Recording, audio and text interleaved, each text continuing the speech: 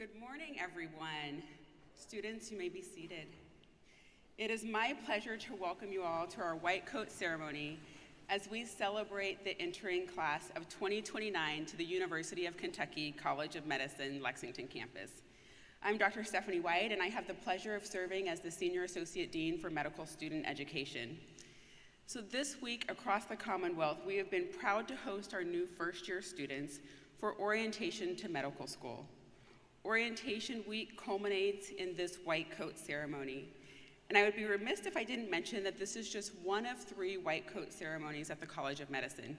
Yesterday, our leadership team was in Bowling Green, Kentucky, as we welcomed those students from that campus into our profession. And today we're here in Lexington, and then we'll be going to Northern Kentucky. And so this is a great moment for medical education across the Commonwealth. Altogether, the College of Medicine is welcoming over 200 medical students and future doctors across the state.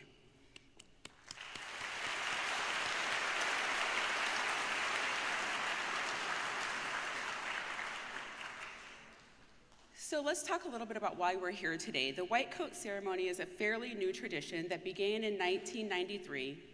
Students are presented with a white coat on the first day of medical school, symbolizing the beginning of their journey to becoming a physician. Now, we recognize that they did a lot of work to get to this point, but this is our formal welcome to them into the profession. Today, these future doctors before us will put on their white coats, crossing the first major milestone of their medical careers. And my hope for the class of 2029 is that in the years ahead, they'll remember this moment and everything that led them here. Their new white coat is a symbol of our faith in them and their future success as physicians taking care of patients across our communities. To our students, you were chosen to be here because a committee of students and faculty not only believed that you embodied our values, but they believed that you would best serve our communities across the Commonwealth. And in doing so, you help us fulfill our mission in the College of Medicine to provide excellence in education, to think about that patient-centered healthcare and transformative research that we strive to give to Kentucky and beyond. So I want to congratulate each of you as you embark upon this journey with us. Congratulations.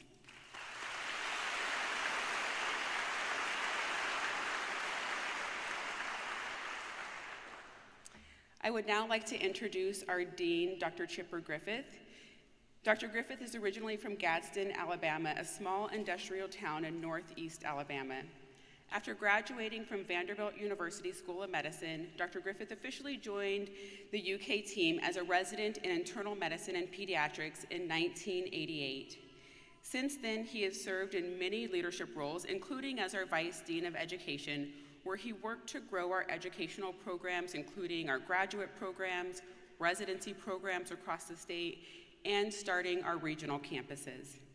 I know that he looks forward to working with all of you as you pursue your medical education at UK. You've already heard from him in orientation. He'll be a course director in your second year courses. He is a committed dean that values education and can't wait to continue pouring into you. So welcome, Dr. Griffith.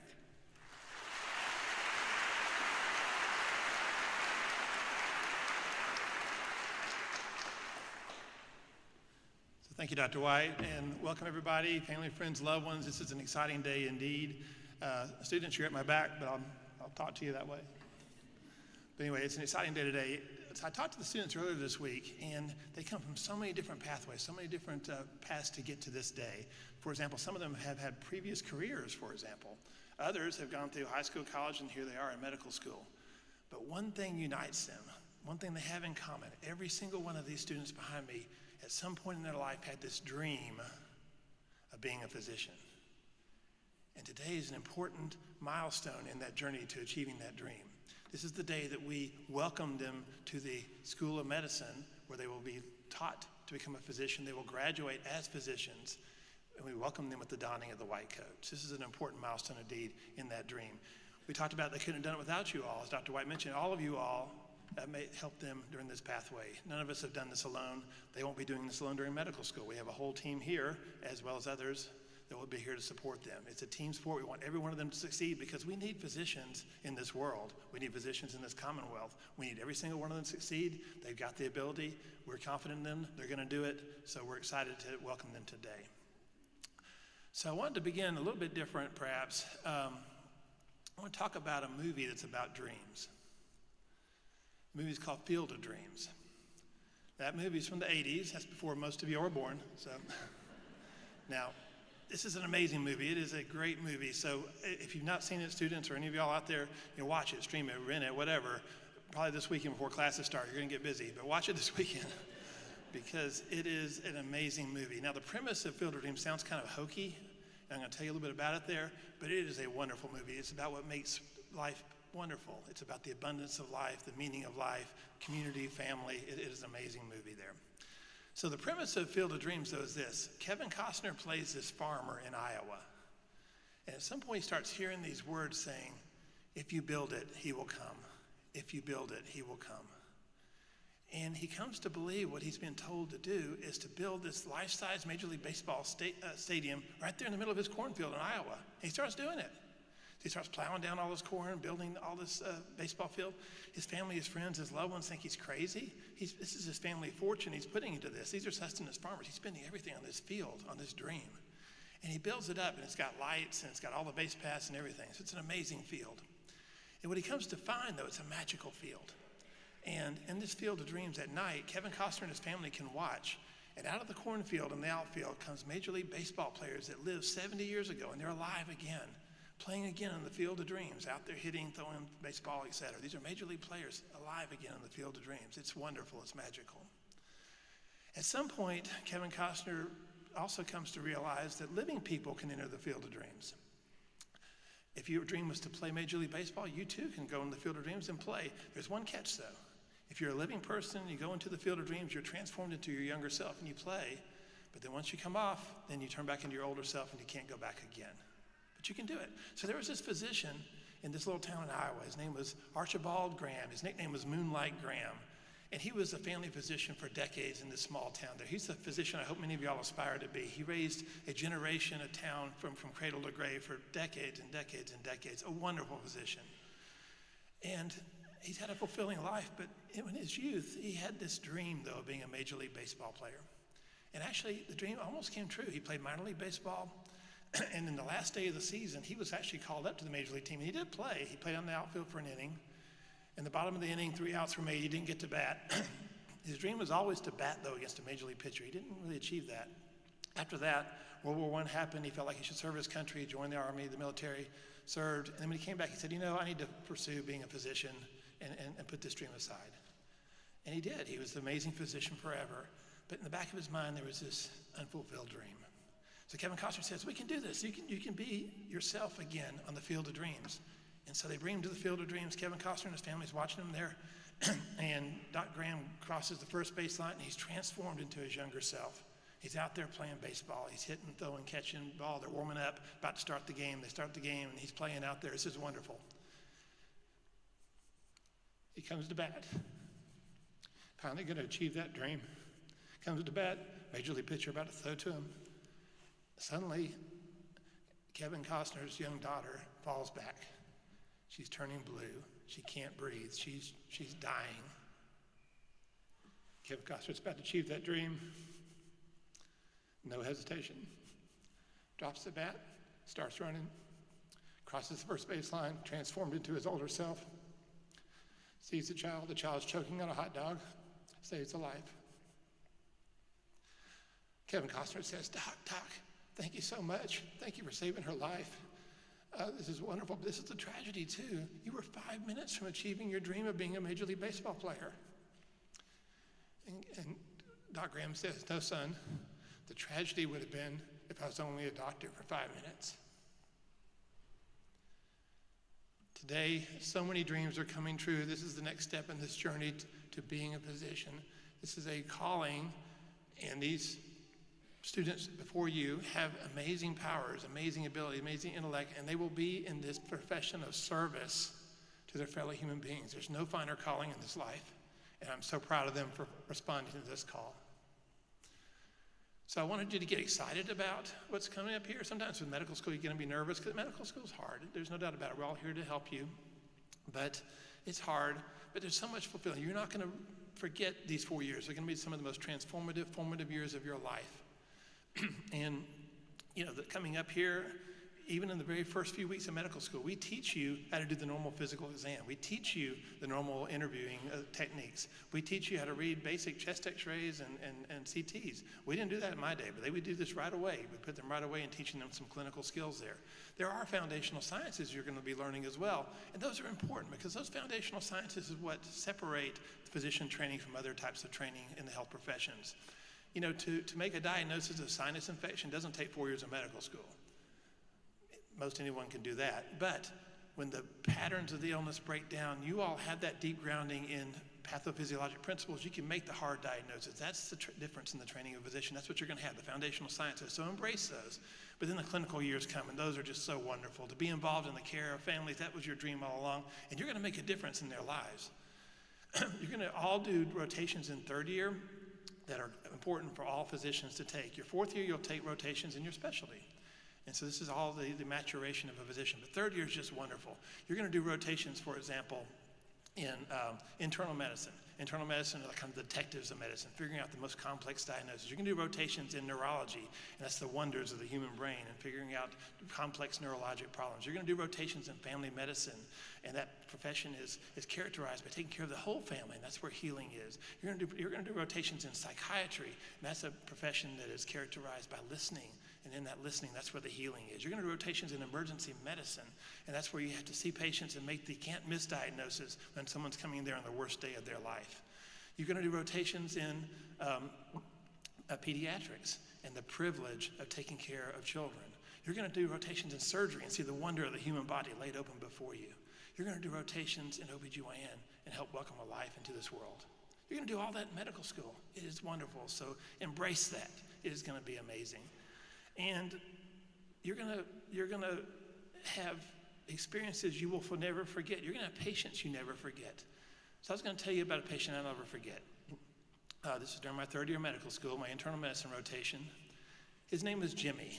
The reason I remember him very well was he was in his mid-20s like I was. So a young person in the hospital, you remember that person. Jimmy was admitted with endocarditis, and you're gonna learn all about endocarditis, student. Endocarditis is an infection of the heart valves. The most common reason people get it is an infection usually with Staph aureus. That's a bacteria you're going to learn about. The most common reason people get endocarditis these days is through IV drug use. And Jimmy had problems with IV drug use. So what happens is Staph aureus is on your skin. It grows there. It's in equilibrium. It's no big deal. But if you get too much of Staph aureus in the blood, you can get serious infections. How would you get Staph aureus in the blood? Well, you have this needle, you injected it, you got some staph on it, you use the dirty needle again, you just injected staph into your blood. That pockets of staph are going all through your bloodstream, and then they lodge onto the heart valves, and they get bigger and bigger and bigger, and then they destroy the heart valves, and you can go into heart failure and death. It can do lots of other things. It can cause strokes. It can go to your liver. Jimmy was bright yellow. He was jaundiced because he was also in liver failure from the showering of the Staph aureus there. It's very hard to treat endocarditis.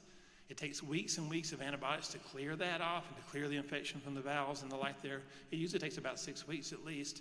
And then eventually you've got to fix the heart valve. But you can't do the surgery before you clear the infection, because if you do the surgery and there's still bacteria there, it's going to get infected again, right? So it takes a long time. So I would see Jimmy every single day. As a student in internal medicine, my task was to go in the morning, see him, see how the night had gone, do an exam, be ready to present him to my attending on rounds. And then during the day, I go see him 2 or 3 times there. And he was there for weeks. And I used to look forward to see him every day. He was so wonderful. I could see the golden person he could have been. He was a charmer. He was friendly. He was amazing, intelligent. He'd had a ravaged life, but I enjoyed seeing him every day. And he taught me lots of things. I learned all about endocarditis. I learned how to draw blood better. People that use IV drugs have to learn how to inject blood into their veins. They're really good at it. And so they taught me how to put, I learned a lot from Jimmy. One day I came in the morning to round and he wasn't there. In the night, the valve had been so damaged, it just blew. He went into heart failure, and he was no more. So, students, you're going to have experiences like that. He was my first death of a patient. So all through third year, you're going to be involved in patients' lives, and you're going to bring value to their lives. So don't think that just because you're a student, you don't bring value. I hope that I brought value to Jimmy's life. He saw me every day. He never had a visitor the whole time I was there. I assume the estrangement of his life had resulted in no relationships. I don't know if anybody remembers him to this day. I do. So you're going to bring value to these people's lives. But they're going to teach you everything. I learned about endocarditis. I learned how to care. I learned how to experience the first death. I learned how to, you go on, and you're going to take care of other patients. Your patients will always be the great teachers of your life. So relish them. So I just tell you that story to get you excited about these next steps. It's going to be a wonderful 4 years. I know you're a little bit nervous here, but it's going to be a wonderful journey through these 4 years, and everyone's going to be here to support you. I want to leave you with just one final thought. So today we're welcoming you to the profession with the donning of the white coat. When does this end? When does this calling end? When did you stop being a doctor?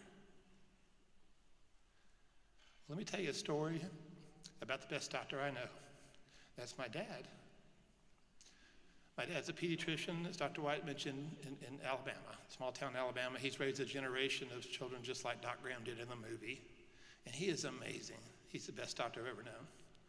And I used to shadow him when I was like in high school and college and stuff just to see. And it was amazing. He would see 60 or 70 patients a day, and it seems like it's a lot. It's like, how come he's seeing so many patients? How can you give enough time to them? Well, he said the need was there. He would see them on Saturdays and Sundays after hours. And he was also really efficient. He didn't need to look at a chart. He never looked at a chart, which is amazing. Children change. I don't know how he could do that. But he would just walk right into the room. And especially the young kids, he would pick them up. And he started examining them while he's talking to the parents. So he was very efficient. So he's in and out in 10 minutes. But that was 10 minutes in the arms of my father. So best doctor I've ever known. He had to retire from his pediatric practice involuntarily, actually. He got peripheral neuropathy, which you all learn about. It's damage to the nerves. And the medicines he had to take for that would cloud his mind, and he couldn't think clearly to take call. And he had to be able to take call in his practice. So he retired. But retire from him means he's going to work more. So he does all these free clinics all around the small town. But then he started doing medical missions everywhere, medical missions all across the world. I had the privilege of joining him many years to Tanzania and Africa and to Belarus and other places. I'll never forget one trip coming home. We were on the airplane, about to get ready to take off, and all of a sudden this voice comes from above, and it says, "Is there a doctor on the plane?" And I travel a lot in the job I do, and I've probably been called 20, 25 times. The answer is always, "Here I am." So you take off, running down the aisle, go to the patient there. Almost always it's pretty routine. Someone's maybe passed out, fainted, dizzy. I've had sometimes people that have known seizure disorders, they have a seizure, but then they're better. So usually it's fairly routine. This one was different though. This was more severe. So this gentleman was sweating all over, and he looked like he was in despair. He couldn't articulate very well. Through a translator, I learned that he had diabetes. And as you all will learn, people with diabetes, sometimes their blood glucoses go up and down, up and down. When it's too low, they can respond by feeling lousy, but they'll shake all over, they'll sweat all over, and that's exactly what this guy was doing. So this could be as simple as just give him some blood, some glucose, give him some orange juice, and he'll be better. But as you all also learned in medical school, a lot of folks with diabetes, they lose some of the sensation to feel pain. So they can have heart attacks and not even feel pain in their chest. And so the manifestation of a heart attack could be that just sweating all over, and exactly what he's having here. I couldn't tell the difference on a plane. Is this a heart attack? Is this low glucose? Couldn't tell. We watched him for a few minutes. Finally, we said, "Sir, we need to have you be checked out in the hospital." I heard he did fine. So who was peering over my shoulder and ran down the aisle to? My wingman, my father. And you may say, "Your father's a pediatrician. He doesn't take care of adult patients. Your father's retired. He's no longer a doctor." No. My father has been and always will be a doctor. This is a lifelong calling. You have responded to this call to use your amazing abilities for the service of your patients always. So congratulations on responding to this call, and we welcome you today with the donning of the white coat. Thank you.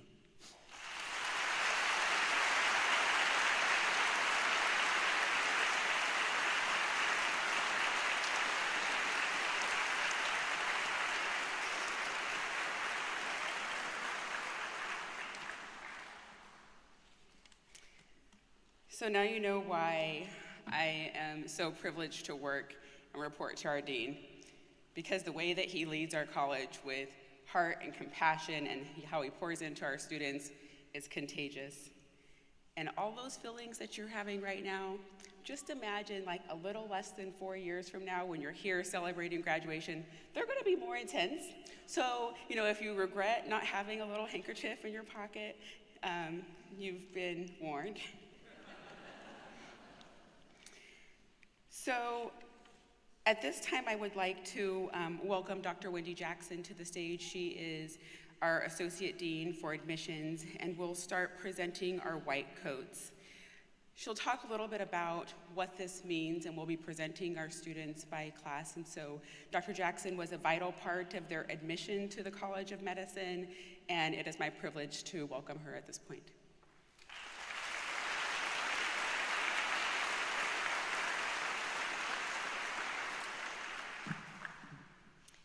It's now time to introduce the University of Kentucky College of Medicine class of 2029. Each member of the class will be called to the stage to receive their white coat and humanism pin. These items are symbols and will become their cloak of compassion. When wearing them, these future physicians will be reminded of both their profession and the tenets it embodies that will guide them throughout their careers.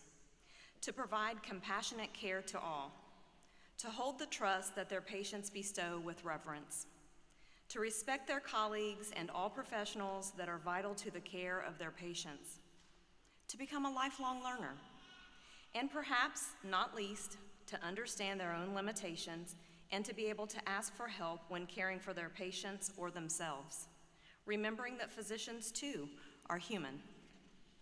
We will present the white coat and humanism pin to our students based on their assigned learning community. The UK College of Medicine utilizes learning communities or houses to foster a sense of community among students and faculty, to develop students personally and professionally, and to provide academic advising and career exploration and planning. Each house has designated faculty with whom students will develop a longitudinal relationship across their journey through medical school. These faculty will serve students within their houses as mentors, advisors, and coaches. Today, house faculty leadership have joined us to coat these new medical students as an outward sign of welcoming them into the profession. First, I will introduce our Clydesdale, Frisian, and Haflinger houses, followed by Dr. Chris Lakes, our Associate Dean for Student Affairs, who will introduce our Mustang, Pasofino, and Thoroughbred houses. I would like to invite Dr. Todd Cheever, Division Chief of Academic Medical Education, who will be coating the students in the Clydesdale House. The Clydesdale House includes students from the Rural Physician Leadership Program. These students will spend the first 2 years of medical school here at the Lexington campus, and their last 2 years they will complete their clinical training in Moorhead.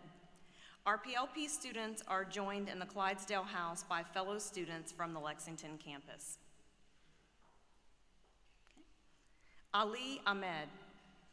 Ali received a Bachelor of Arts in Biology from the University of Louisville.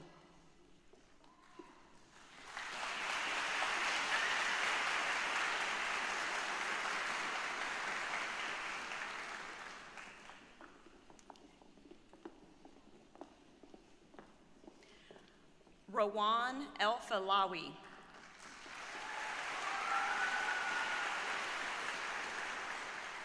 Rawan received a Bachelor of Science in Biomedical Engineering from the University of Tennessee, Knoxville.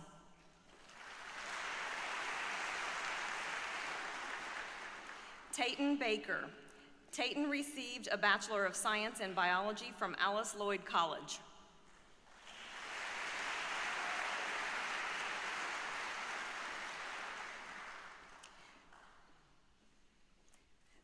Shelby Bates. Shelby received a Bachelor of Science in Biology and a Bachelor of Science in Chemistry from Morehead State University.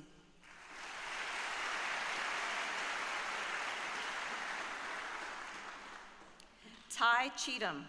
Ty received a Bachelor of Science in Agriculture and Medical Biotechnology from the University of Kentucky.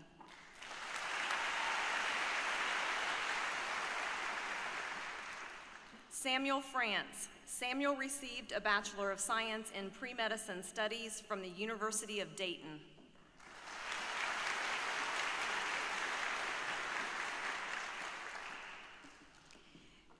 Kaylin Garrett. Kaylin received a Bachelor of Science in Biology from the University of Louisville.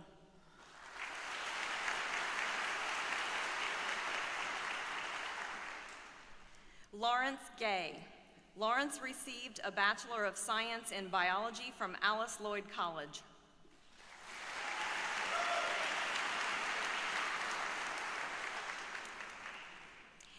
Elaf Ghanem. Elaf received a Bachelor of Science in Neuroscience from the University of Kentucky.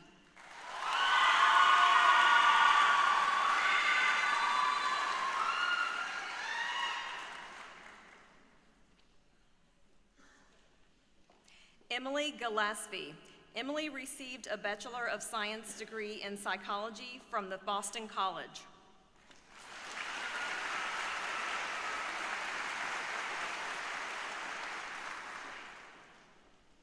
Avery Heath.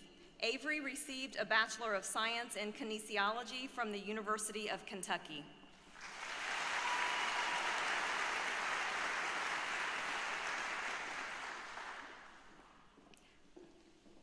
Jackson Holland.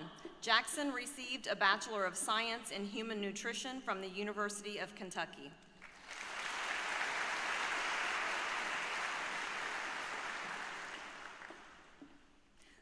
Luna Johnstone. Luna received a Bachelor of Science in Neuroscience from the University of Kentucky and a Master of Public Health from Washington University in St. Louis.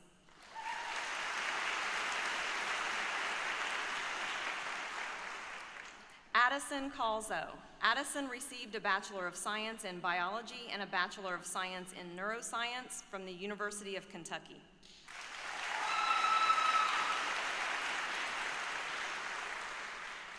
Alan Luke. Alan received a Bachelor of Science in Biology from the University of Kentucky.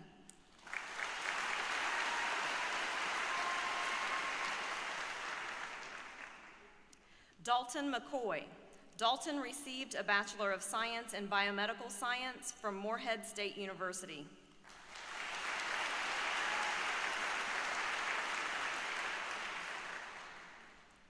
Aaron Miller. Aaron received a Bachelor of Science in Radiology from the University of North Carolina at Chapel Hill.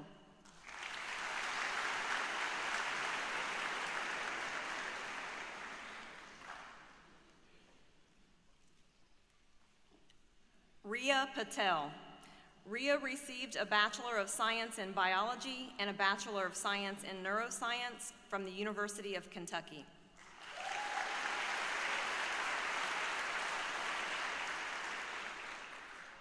Natalie Reynolds.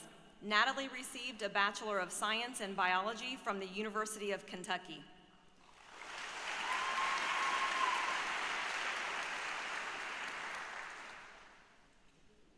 Elizabeth Steinkellner.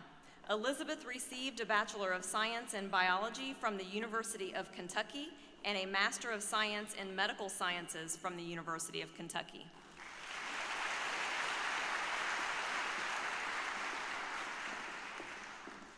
Michael Sullivan. Michael received a Bachelor of Science in Biology from the University of Kentucky.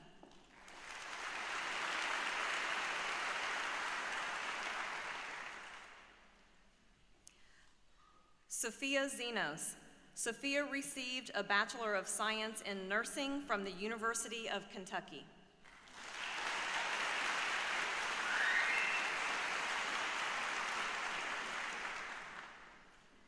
Next, we will quote students from the Frisian House.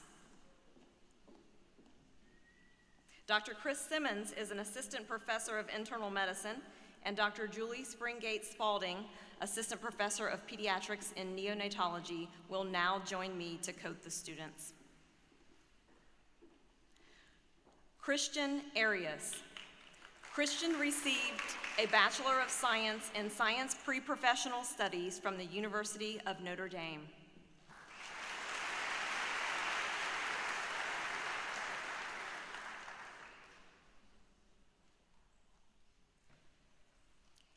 Kyle Barker. Kyle received a Bachelor of Science in Kinesiology from the University of Kentucky.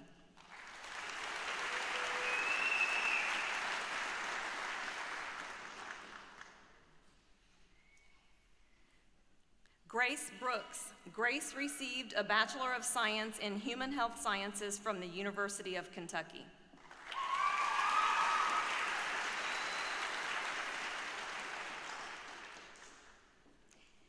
Maya Chang.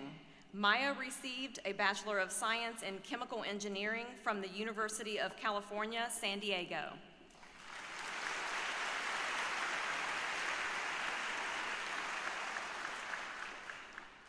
Samuel Dell.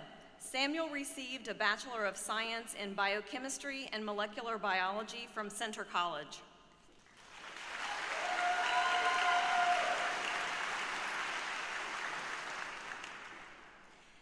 Alex Anthony Edwin.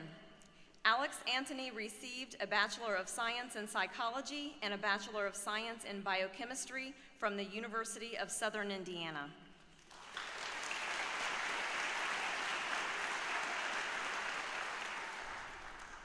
Callie Ellis. Callie received a Bachelor of Science in Biology from the University of Kentucky.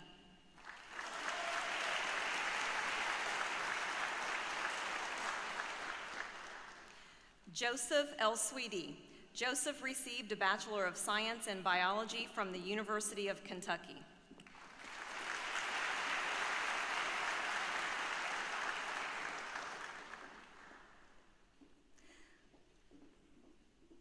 Amelia Forsyth.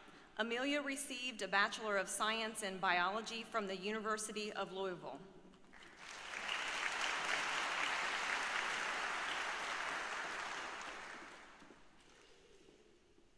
Aaron Johnson.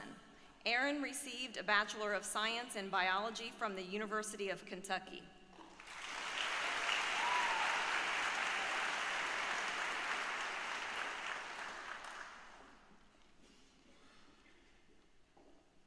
Nolan Lehman. Nolan received a Bachelor of Science in Chemistry from Emory University.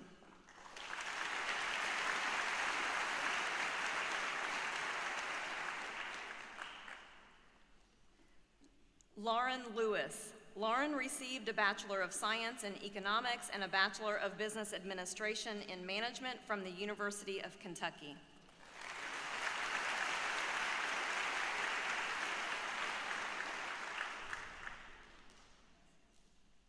Zachary Lopez. Zachary received a Bachelor of Science in Biology and a Bachelor of Science in Psychology from the University of Florida.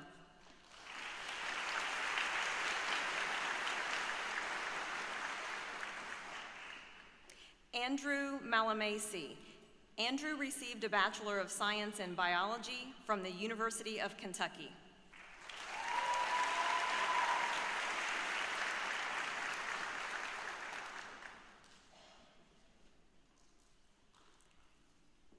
Ashley Marksbury. Ashley received a Bachelor of Science in Biochemistry from the University of Kentucky.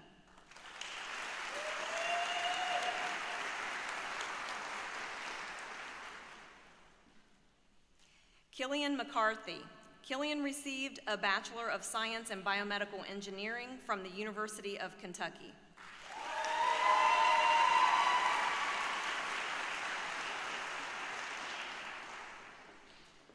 Ethan Morgan.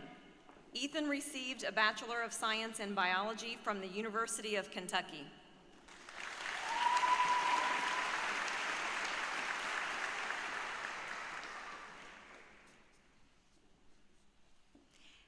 Haley Reyes. Haley received a Bachelor of Science in Biology and Bachelor of Arts in Spanish from the University of Kentucky.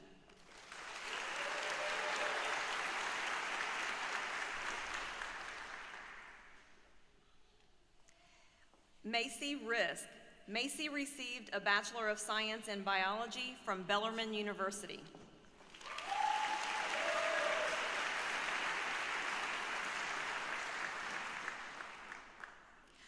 Usman Salim. Usman received a Bachelor of Arts in Genomics and Computational Biology from Washington University at St. Louis.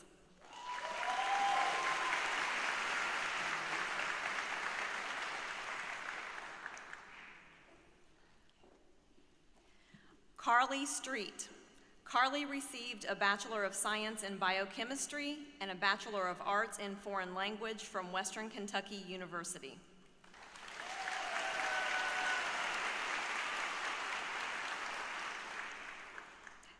Callie Strode. Callie received a Bachelor of Science in Neuroscience and a Bachelor of Science in Biology from the University of Kentucky.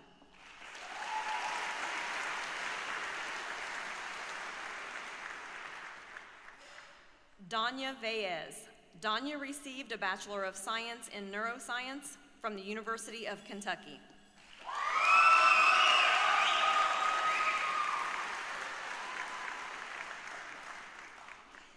Mindy Yin.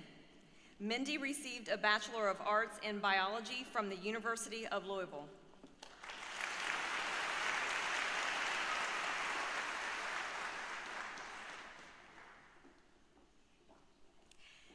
Next, we will quote the students of the Haflinger House. Dr. Tanner Rapella, Assistant Professor of Surgery, and Dr. Hubie Ballard, Professor of Pediatrics and Biomedical Engineering, will join me to present quotes to students of the Haflinger House. Grajika Abram Irby.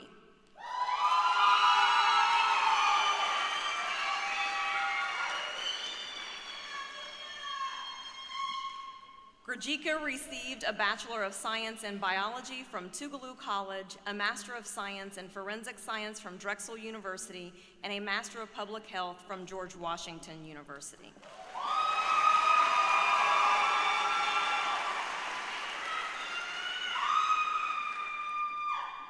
Josie Chitwood. Josie received a Bachelor of Science in Pre-Medicine Studies from the University of Dayton.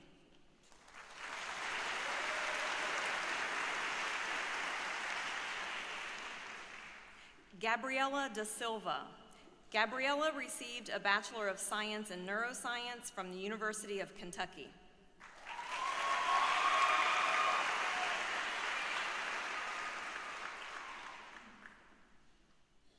Miles DeBurge. Miles received a Bachelor of Science in Exercise Science from Northern Kentucky University.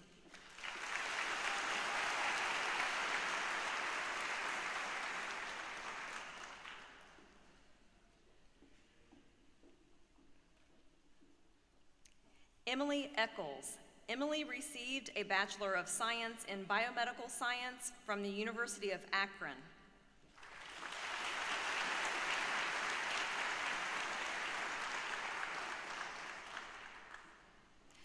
Luke Goins. Luke received a Bachelor of Science in Biology from the University of Kentucky.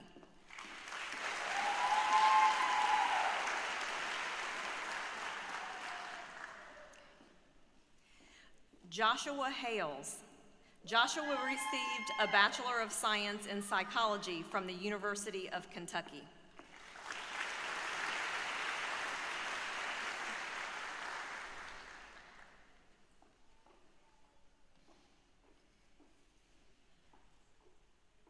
Lexi Herndon.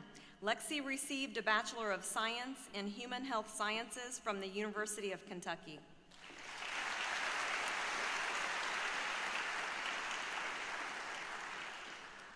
Amani Ikram. Amani received a Bachelor of Science in Neuroscience from the University of Louisville.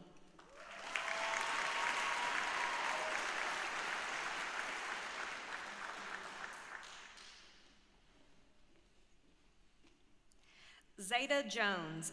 Zeta received a Bachelor of Arts in Biology from Transylvania University.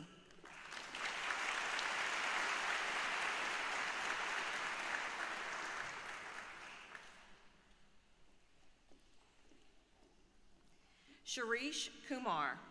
Shirish received a Bachelor of Science in Medical Sciences from the University of Cincinnati.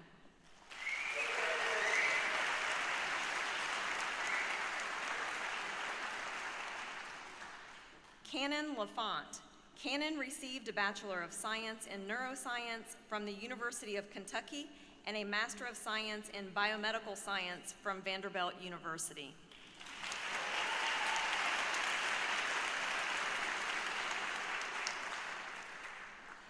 Jacob Leach. Jacob received a Bachelor of Science in Biology from the University of Kentucky.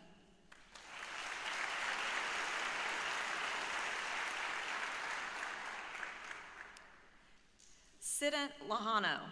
Siddhant received a Bachelor of Science in Chemistry from Wake Forest University.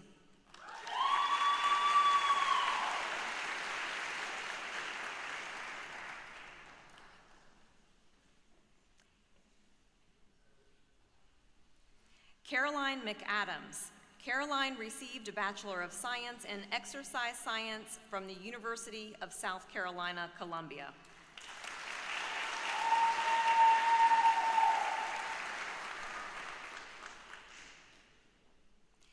Lydia Grace McDougall. Lydia received a Bachelor of Science in Neuroscience from the University of Kentucky.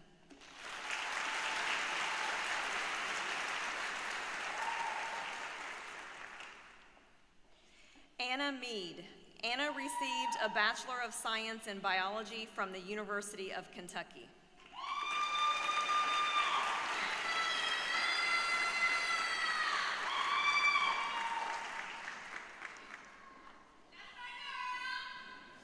Bailey Patel.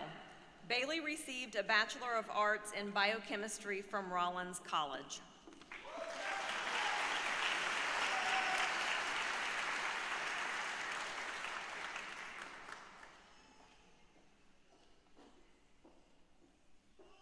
Benjamin Robinson. Ben received a Bachelor of Science in Human Health Sciences from the University of Kentucky.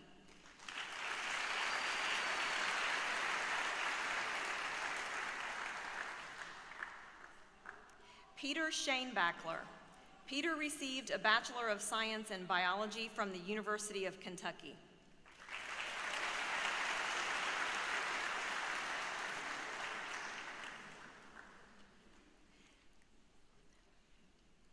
Maya Walker.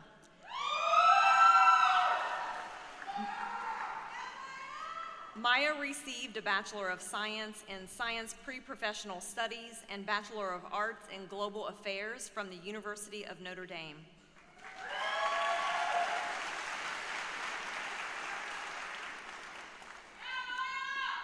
Alexander Yusk. Alexander received a Bachelor of Science in Neuroscience from Boston College.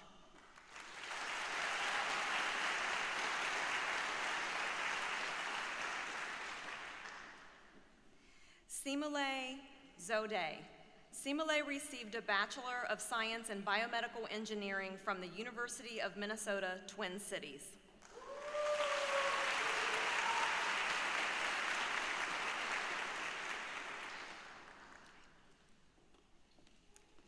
Next, I would like to welcome Dr. Lakes to the podium to introduce the Mustang Pasofino houses, as well as the Thoroughbred students. I would like to also invite Dr. Jared Zoomer, Assistant Professor of Emergency Medicine, and Dr. Krista Perry, Assistant Professor of Internal Medicine, to join us in welcoming the Mustang House.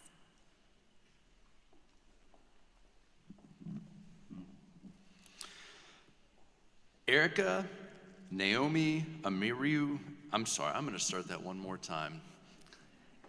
Erica Naomi Ameru Alohan. Erica received a Bachelor of Science in Chemistry from Centre College.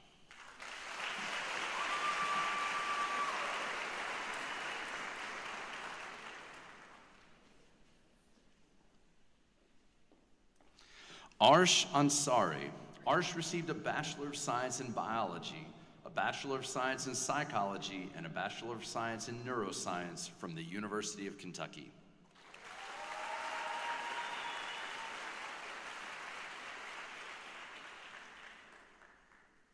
Sarah Bean. Sarah received a Bachelor of Science in Biology and a Bachelor of Arts in Spanish from Xavier University and a Master of Science from Case Western Reserve University.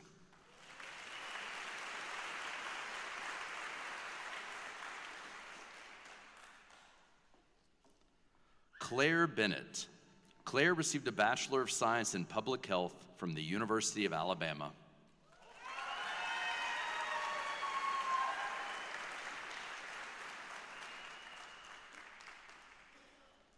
Grant Carlson. Grant received a Bachelor of Arts in Biology from the University of Kentucky.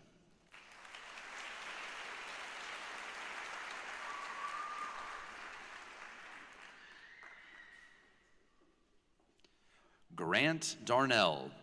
Grant received a Bachelor of Arts in Biochemistry from the Ohio State University main campus.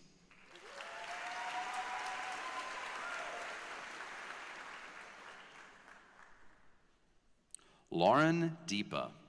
Lauren received a Bachelor of Science in Neuroscience from the University of Kentucky.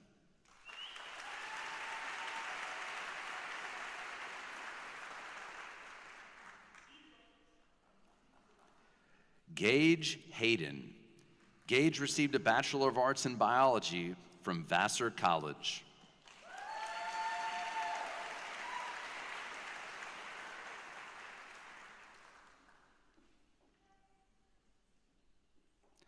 Elliot Horn.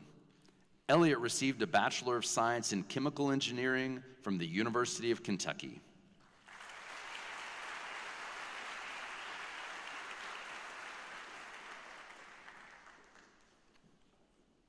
Mohammed Kudadad. Mohammed received a Bachelor of Science in Neuroscience from the University of Kentucky.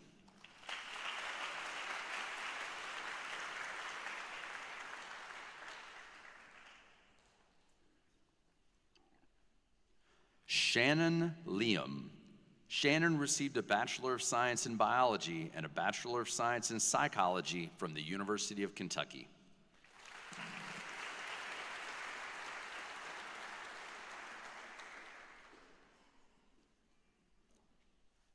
Sarisha Loano.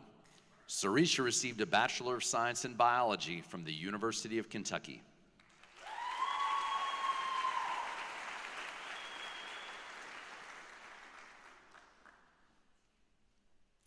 Alexander Markert. Alexander received a Bachelor of Science in Biomedical Sciences from Xavier University.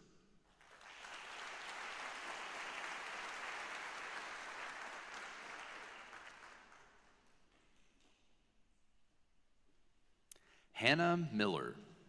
Hannah received a Bachelor of Science in Agriculture and Medical Biotechnology from the University of Kentucky.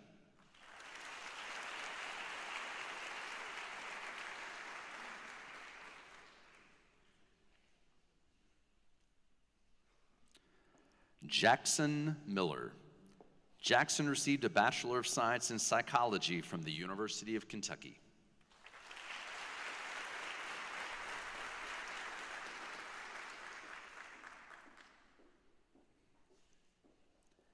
Ashley Neal. Ashley received a Bachelor of Science in Neuroscience and a Bachelor of Science in Biological Sciences from the University of Cincinnati and a Master of Business Administration from Northern Kentucky University.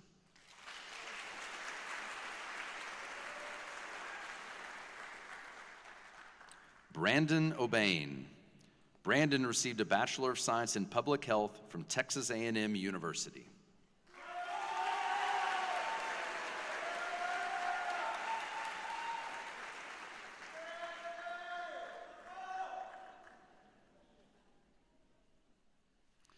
Priya Patel.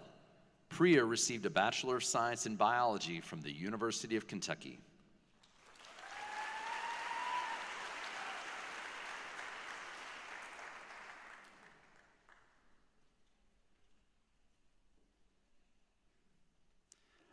Maya Rao.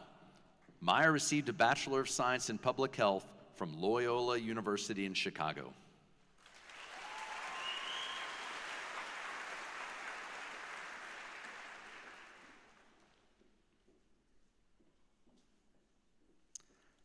Tasneem Shalosh. Tasneem received a Bachelor of Science in Biochemistry and Molecular Biology and a Bachelor of Arts in Classical Studies from Centre College.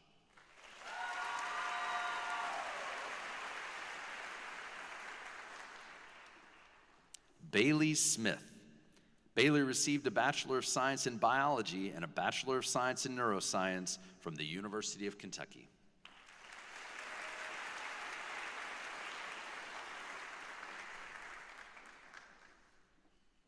Colin Street. Colin received a Bachelor of Science in Human Health Sciences from the University of Kentucky.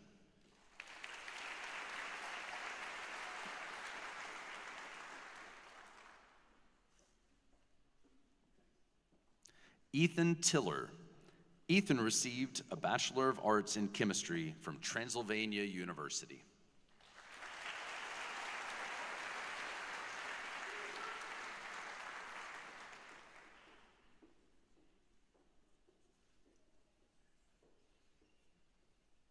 Madeline Waringa.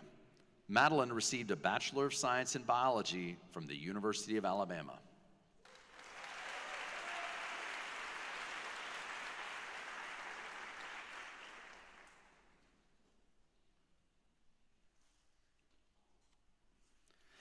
And now we move to the Pasofino House. Similar to the Clydesdale House, Pasofino includes students from both the Lexington campus and the Rural Physician Leadership Program. To go to the Pasofino House, we welcome Dr. Anna Maria South, Assistant Professor of Internal Medicine, and Dr. Taylor Kulik, Assistant Professor of Pediatrics. Ella Abraham. Ella received a Bachelor of Science in Exercise and Health Science from Willamette University College of Liberal Arts.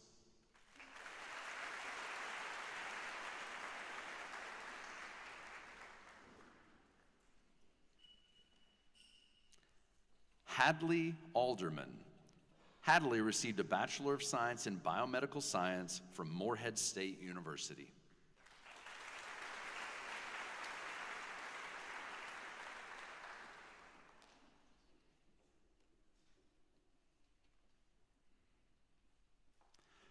Bryson Allen.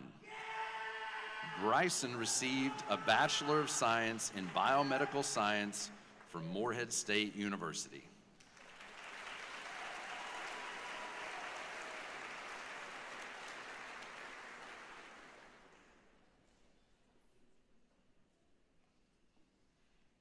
Carly Arlinghouse. Carly received a Bachelor of Science in Human Health Sciences from the University of Kentucky.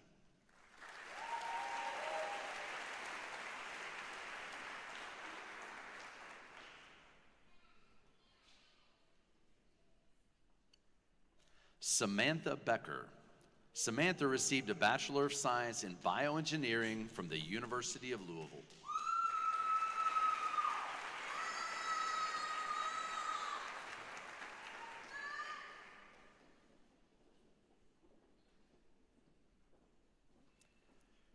Gracie Blackstone.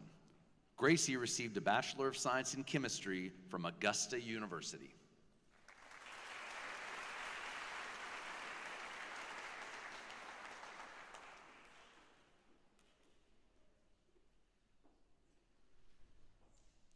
John Brown.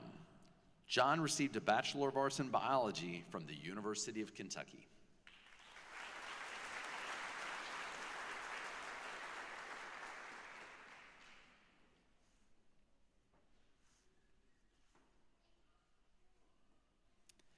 Yui Dunn.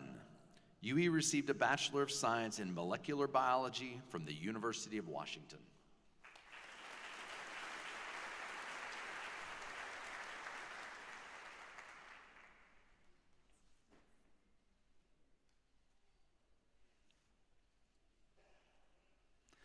Benjamin Evers. Benjamin received a Bachelor of Science in Chemical and Biomolecular Engineering from Vanderbilt University and a Master of Science in Medical Sciences from the University of Kentucky.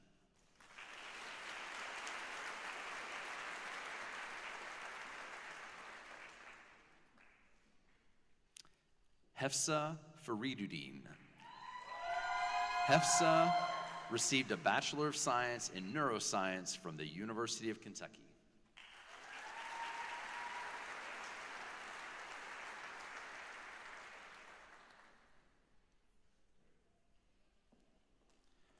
Raphael Fricker. Raphael received a Bachelor of Science in Neuroscience from the University of Kentucky.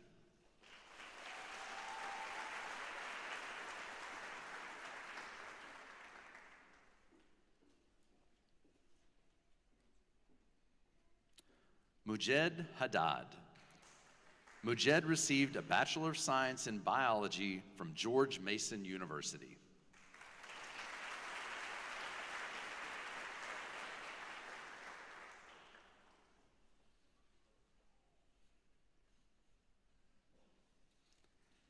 Andrew Hampton.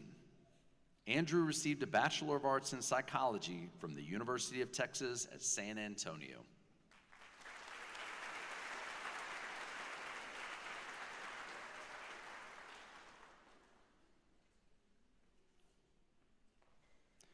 Rachel Korozik. Rachel received a Bachelor of Arts in Spanish Literature and Culture from the University of Kentucky.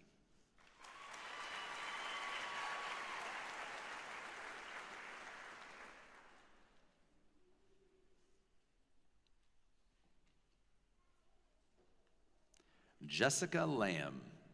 Jessica received a Bachelor of Science in Agriculture and Medical Biotechnology at the University of Kentucky.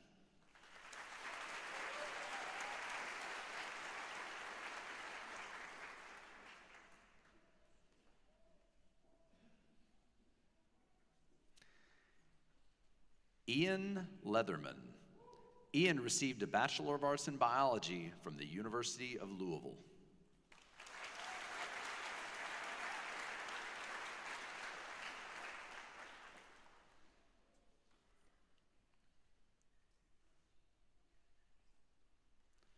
Sean Liu.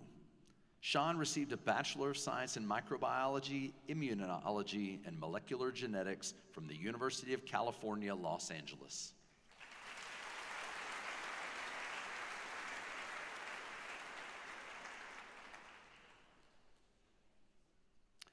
Megan Lorch. Megan received a Bachelor of Arts in Sociology and a Bachelor of Science in Biology from Texas Christian University.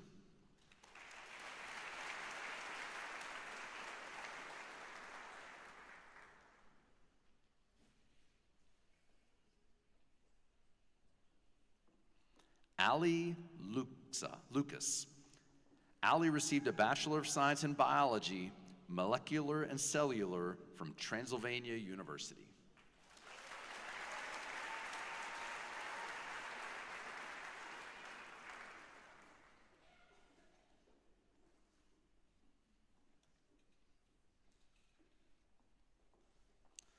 Samiu Maruthra. Somia received a Bachelor of Science in Medical Laboratory Science from the University of Kentucky.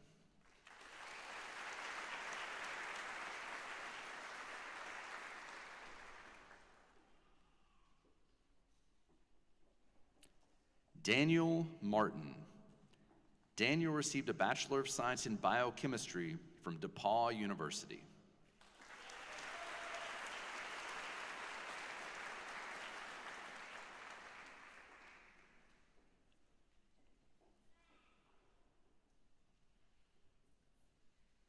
Luke Morrison. Luke received a Bachelor of Science in Biochemistry and Molecular Biology from Bellarmine University.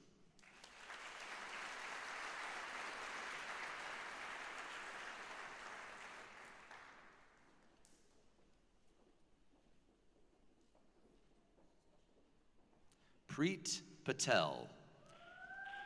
Preet received a Bachelor of Science in Biology and a Bachelor of Science in Neuroscience from the University of Kentucky.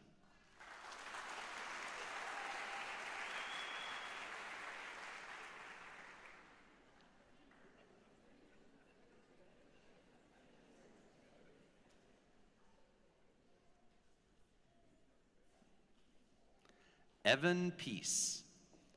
Evan received a Bachelor of Arts in Psychology from Wheaton College.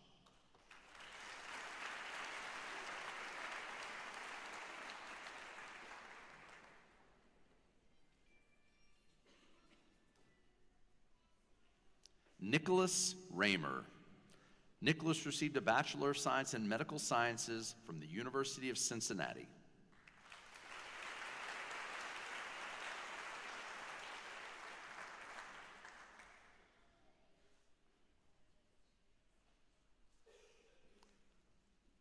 Sophia Sadek. Sophia received a Bachelor of Science in Neuroscience from the University of Kentucky.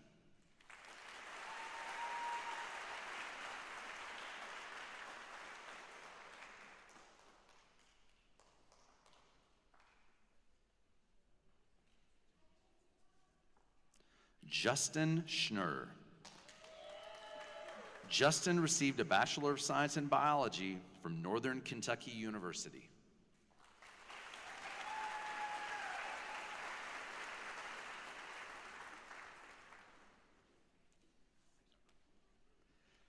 Carlin Spalding. Carlin received a Bachelor of Science in Human Health Sciences from the University of Kentucky.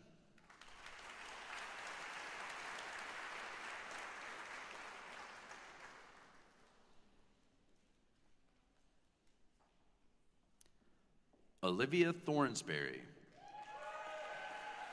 Olivia received a Bachelor of Science in Biology from the University of Kentucky.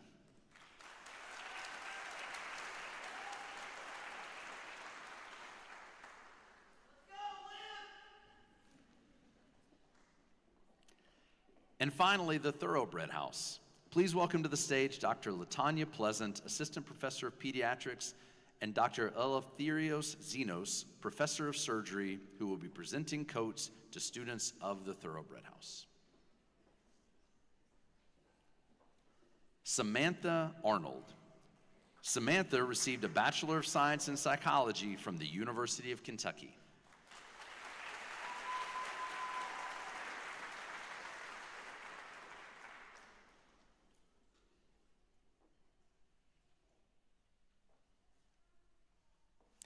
Ethan Byerly.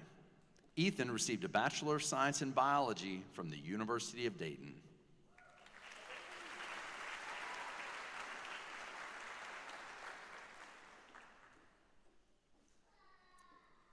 Mackenzie Caldwell. Mackenzie received a Bachelor of Science in Biology from the University of Kentucky.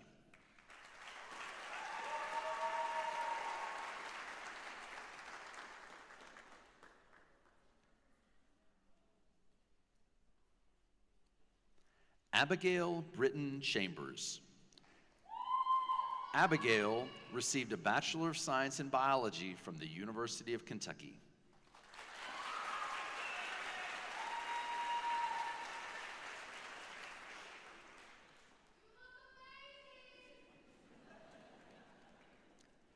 Kayla Collins. Kayla received a Bachelor of Science in Neuroscience and Behavioral Biology and a Bachelor of Science in French Studies from Emory University.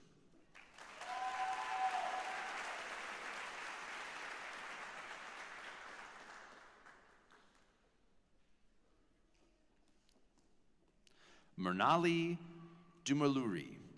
Munari received a Bachelor of Science in Chemistry from Centre College.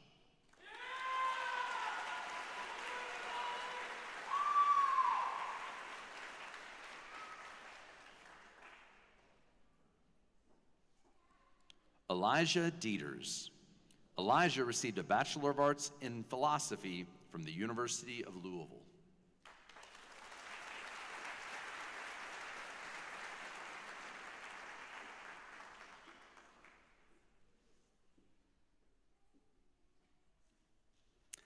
Alexander Dripchak. Alexander received a Bachelor of Science in Computer Science from Rose-Hulman Institute of Technology.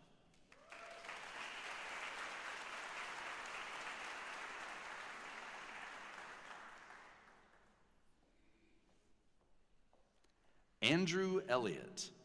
Andrew received a Bachelor of Science in Chemistry from Eastern Kentucky University.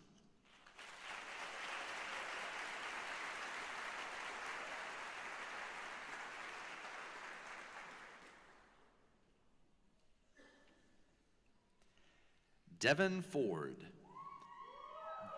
Devin received a Bachelor of Science in Biology from the University of Kentucky and a Master of Science in Physiology from the University of Louisville.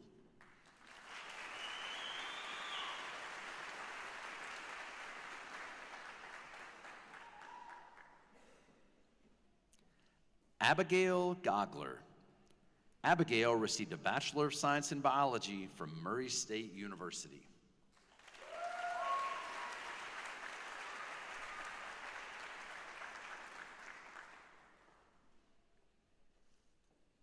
Hadley Holland.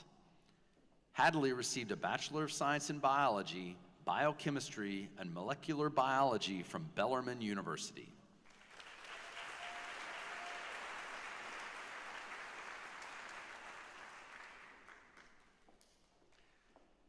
Faraz Kazimuddin. Faraz received a Bachelor of Arts in Neuroscience from Vanderbilt University.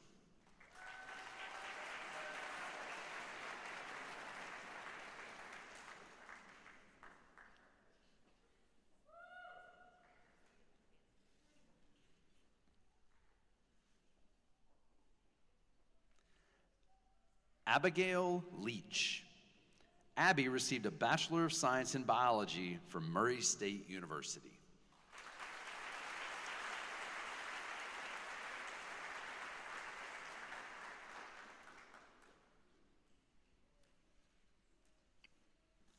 Phoebe McCown Meter. Phoebe received a Bachelor of Science in Human Health Sciences from the University of Kentucky.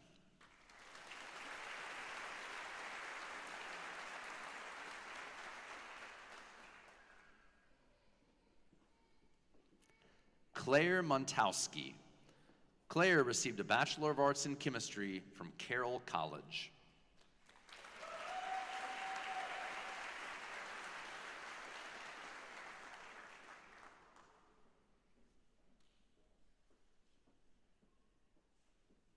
Samantha Olmsted.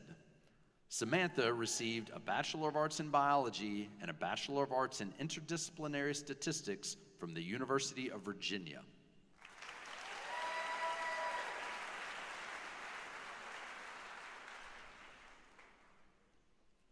Needy Patel. Needy received a Bachelor of Science in Psychology from the University of Kentucky.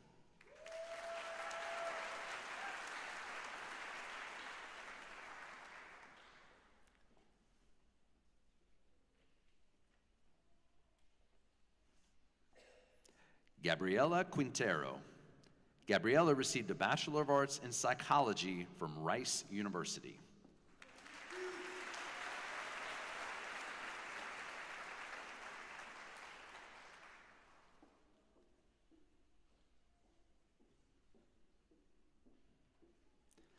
Nicholas C. Nicholas received a Bachelor of Science in Biology from the University of Louisville.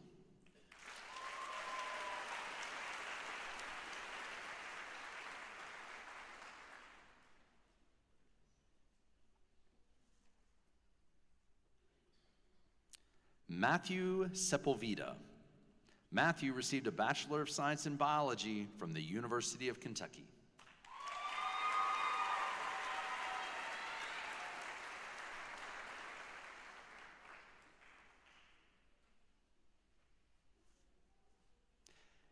Yaman Shakashiro.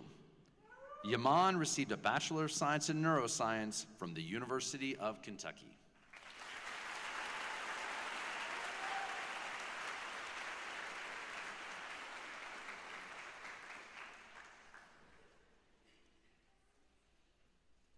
Thank you to our faculty for your participation today, and congratulations on our newly coded students.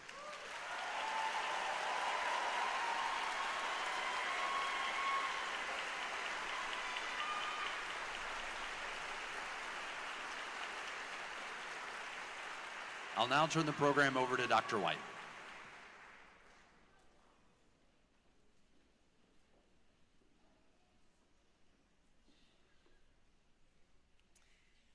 So it is with great pride that I present to all of our faculty, staff, alumni, community members, to the friends and families that are out in our audience today, and to those joining us virtually, the UK College of Medicine Class of 2029. To our new students, if you're able to, please stand to be recognized.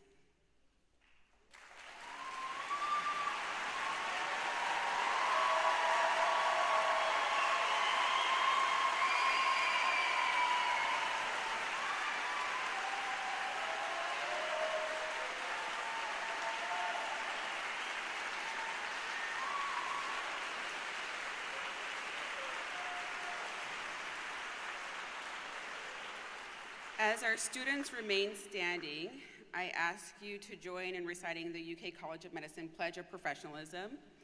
At this point, I want to invite to the stage a few of our house presidents. These are medical students who help lead our learning communities, and they will lead us today in reciting the pledge. And to our students, please read the pledge loudly so everyone can hear.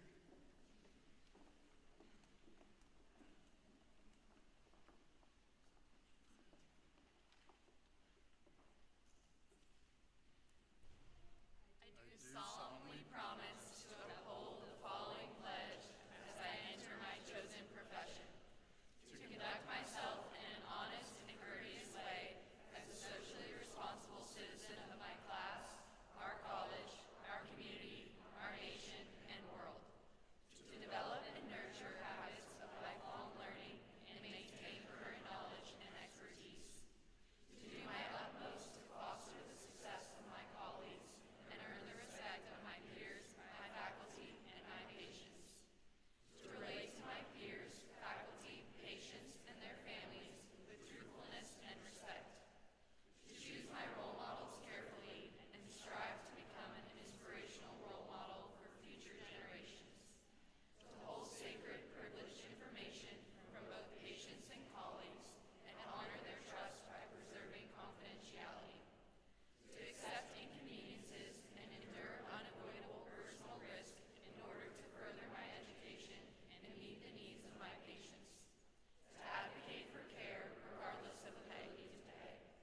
To value the quality of life and to cherish the privilege of trust granted to me by patients and their families, and to always serve the best interests of our patients.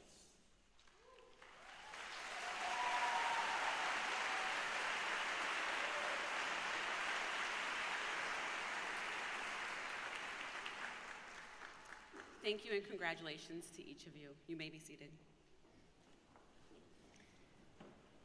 Before we close out our ceremony this morning, I would like to welcome College of Medicine alumnus, Dr. Zachary Warner. Dr. Warner completed multiple educational programs at the University of Kentucky. He earned his biology degree from UK and then had the honor of joining the UK College of Medicine class of 2012. After graduation, he trained in UK's general surgery residency program, followed by specialty training in surgical critical care and trauma in Los Angeles, California, at the Los Angeles General Medical Center before returning home to Kentucky to join our faculty in 2019. Dr. Warner.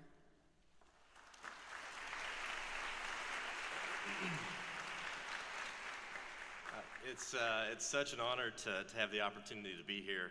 It's hard to believe I sat in these very seats 17 years ago, which was a shock when I actually sat down to think about it. Really apprehensive to start my own medical training. I looked for some inspiration in some pictures yesterday and was shocked to be reminded of how much hair I had when Rachel Saunders and I walked across the stage together for our white coat ceremony. But I don't remember a whole lot about what was said that day, but I certainly remember the day itself and being so excited to start my medical journey, and it's lived up to every expectation. I've learned more in the last 17 years than I ever thought would be possible, and the foundation of that knowledge starts today for those that were donned with their white coats. So first, let me say congratulations. You're in a position that most only get to dream about, and that's the opportunity to become a doctor. You've achieved an amazing goal, and you should be so proud of that accomplishment. The dedication, sacrifices, challenges you've already endured to get to this moment should be celebrated. But if I'm being honest, that initial celebration will be a little short-lived as you begin this journey. I don't think I'm the first to tell you this because Dr. Griffith said it just a little bit ago, but medical school is really, really hard. There will be times when you question your ability, feel inadequate, and even that you just aren't cut out for it. I'm here to tell you that those emotions are normal. Until medical school, I think imposter syndrome was probably something most of us didn't have to deal with. I know now that those feelings of, am I really good enough, are important. They keep us in check, especially when people's lives are on the line. While medical school does have its downs, there are many, many more ups. Anatomy that finally clicks, understanding some difficult physiologic concept, your first patient interview, or discovering a diagnosis on physical exam all by yourself for the first time. The list goes on, and those are just the clinical things. The relationships you'll cultivate over the next 4 years will be lifelong, and the memories you create will be lasting. Friends, mentors, patients, and their families, all will be so important, as each of these moments, both clinical and non-clinical, will shape you into a physician and help you find your individual calling. Importantly, those moments only come if you are open to them. For me, the best and maybe worst piece of advice that I've received occurred during my first year of medical school. That was just say yes. Say yes to opportunities that are offered to you. Even if they seem hard or if you feel unprepared, take advantage of all the experiences you can now as a learner. This is the time to accumulate knowledge and experiences that will help you to discover what you want to be when you grow up. While doctor is probably the obvious answer, I think that my white coat ceremony was the first time I'd ever actually heard the term residency. Needless to say, I was a little surprised that there was more to come after these 4 years. And for some of us, many, many, many more years after those 4 years. But as I decided on a career path, that advice of just saying yes became really relevant for me. That experience came for me in the form of an international medical mission trip in my first year of medical school. One of my classmates suggested it, and I was honestly really resistant at first. When would I study for class? What could I even do there? In what world would I actually be helpful? I don't speak Spanish, and all I really know how to do at this point is check a pulse and a blood pressure. For those of you that are into creative writing, that's foreshadowing for what comes next. But I thought back to that advice, just say yes, and I did. We took a medical Spanish course to prepare for the trip, and I learned just enough to be dangerous. That's, again, more foreshadowing for this story. When the time came, we boarded a flight for the Dominican Republic. Myself, a few of my classmates, a few students from other health professions. Importantly, no physicians. They were going to meet us there. The flight crew announced our presence overhead, congratulating us for traveling for the next 2 weeks to provide medical services. You can guess where this is going. That was quite the high until a few hours later when the same PA announcement came overhead asking for a doctor on board. No one moved. Why would we? We weren't doctors yet. The next plea, is there a medical professional on board? Again, unanswered, because we certainly were not medical professionals. Finally, can someone from the UK medical missions trip that we just announced is on the plane, please come to the front? I suddenly had wished I had given up my aisle seat as my classmates forcibly ejected me into the aisle. And I made my way, absolutely horrified, to the front of the plane. One of the nursing students tossed me a blood pressure cuff and a stethoscope as I passed her on the way to the front. Thankfully, the one skill I had to offer. When I arrived at the front, it was clear that this first-class passenger had just been overserved. That was a diagnosis I had definitely already learned. I checked his pulse, his blood pressure, and I did a very crude neurologic exam. I just suggested that they feed and hydrate him and that everything would be okay. As I looked to the back of the plane, every passenger was looking at me. I gave a very shy, "He's okay," and received wild applause from the plane. The power of the white coat. Now, the first time I really experienced it, I think after today, they all trusted me and were grateful for my presence in that moment, even if I felt unprepared.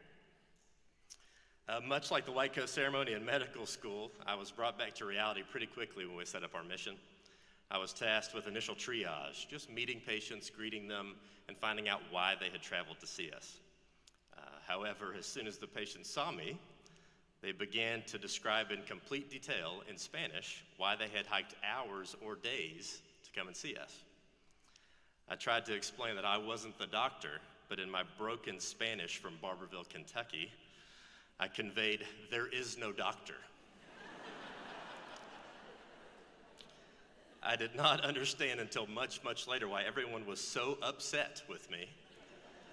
But here was the expectation of the white coat, right? You are supposed to help me. Why can't you help me? This trip, despite its challenges, was formative for me. It guided me to a career decision in pursuing surgery. I saw the tangible difference you could make in a patient's life in the matter of hours. And that was something the classroom had yet to deliver for me, and I was absolutely hooked. Without this experience, who knows what my life would look like now? And I discovered my calling very early simply because I said yes to an opportunity I probably would not have sought out on my own. These opportunities will be abundant and sometimes overwhelming. That's why sometimes this is not great advice. But now is the time to pursue them as a student. From Surgery on Sunday, the Salvation Army Clinic, traveling medical work, elementary school health programs or health fairs, shadowing in the hospital or the clinic, these are the opportunities that allow you to find your individual calling as a physician. Those exposures are ultimately what will make you happiest, will show you what will make you happiest in your medical career. Not the money, not the hours, but the feeling you have delivering care in those scenarios. That's how you really know. How and where you decide to do that is the most important academic decision you'll make in the coming years, but it's certainly not the only priority. The things that are most important are the things and the people that make you you. From your family, your loved ones, friends, spouses, significant others. Mentors, never lose sight of those who helped you to get here. There will be sacrifices, missed birthdays, weddings and vacations, delayed personal gratification or life experiences others your age will be experiencing. You'll have to make those to achieve your goals. We all did that, and you will too, no matter how much we try to protect you from that happening. But these missed opportunities make those that are realized all the more cherished. The value of that time becomes so much more apparent when it's taken away. And now I know to appreciate every moment of every day because the next one's not guaranteed. But wearing the white coat means more than what is best for me as an individual. It requires sacrifice, service, compassion. Putting yourself second to the needs of others.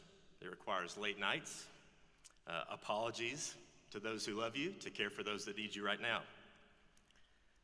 It means being with patients at the beginning or end of their life, taking time to discuss their goals and understanding what the diagnoses mean.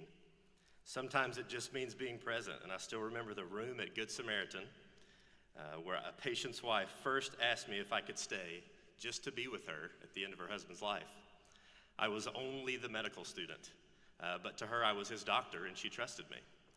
We're still very close even today. So while I'm certainly biased, and I think most of us are, I believe you're entering the most impactful profession in the world. Moments like that will become a part of your day today. The single most important moment in your patient's life may be a regular Tuesday afternoon for you. That responsibility is an honor and a privilege, and I'm confident each of you will rise to that occasion when the time comes. So in closing, celebrate that opportunity today.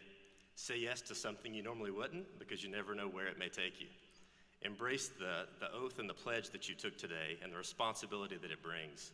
Simply donning the white coat instills automatic trust, and we owe it to our patients to meet that expectation. I couldn't be more excited to share that responsibility with each of you and to watch you grow right here in our own College of Medicine. Congratulations.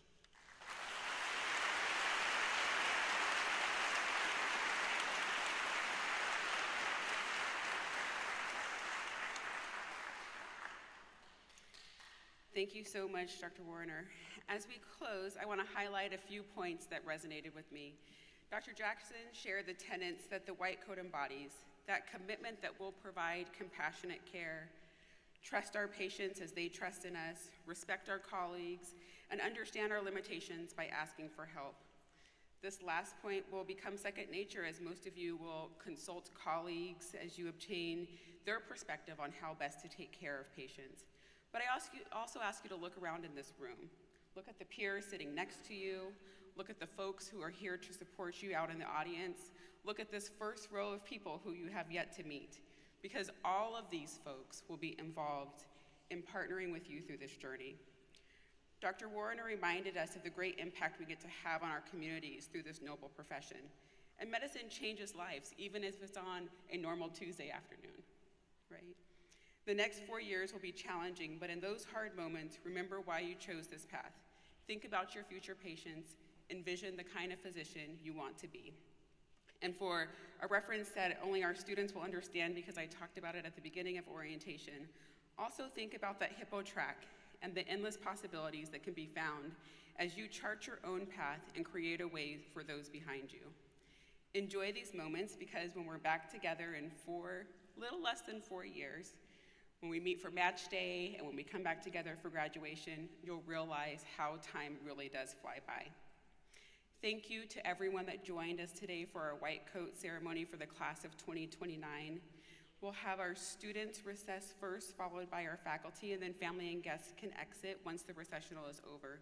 We invite everyone to join the reception out in the lobby as we continue celebrating our new students, and our students will go outside to take a class picture and then join you there. But once again, welcome and congratulations to the class of 2029.